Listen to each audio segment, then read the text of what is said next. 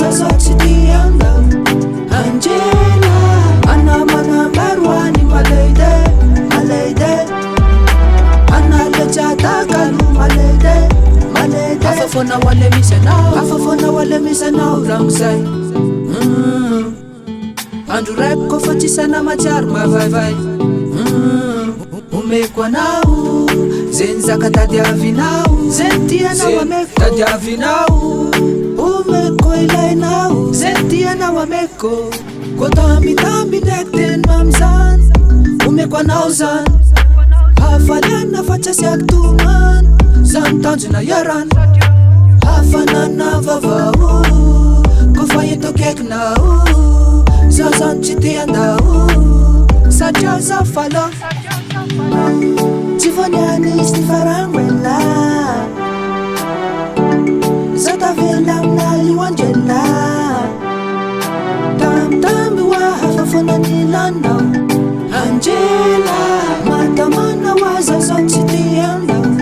Angela Tam tam biwa hafafona nilanda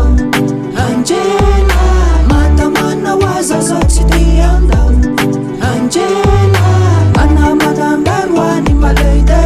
Malede Ana lecha takalu malede Malede Afafona wale misa now Afafona wale misa now Uvayave ha Makafiza komisa now Umekwa nao Zenza katadia vinao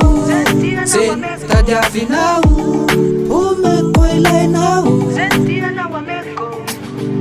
Fulan wa mama nao Fazama katia nao Fulan kwa baba nao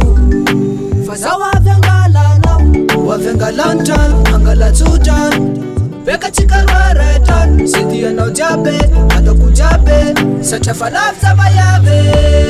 Tivoniani stifarangwela Zata velam na yuanjela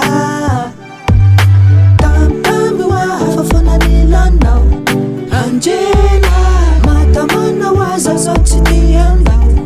Angela Tam tam biwa hafafona nilanda Angela Matamana waza zote dianda